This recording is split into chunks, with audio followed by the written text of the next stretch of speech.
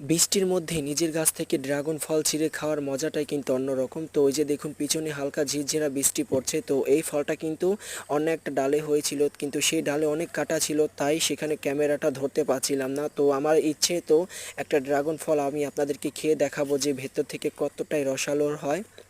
তো এই যে দেখুন প্রথমে আমি ফলটা কেটে নিলাম, এখন কিন্তু ভেতর থেকে দেখতে পারবেন। তো হ্যাঁ, আরেকটা কিন্তু গুড নিউজ আছে। তো আমার কাছ থেকে যারা যারা ড্রাগন ফলের চারা নিতে চান তারা কিন্তু চালিয়ে নিতে পারেন। তো এই যে দেখুন, এখন কথা বাড়াচ্ছি না, এই যে দেখুন ড্রাগন ফলটা কত একদম রসালো হয়েছে।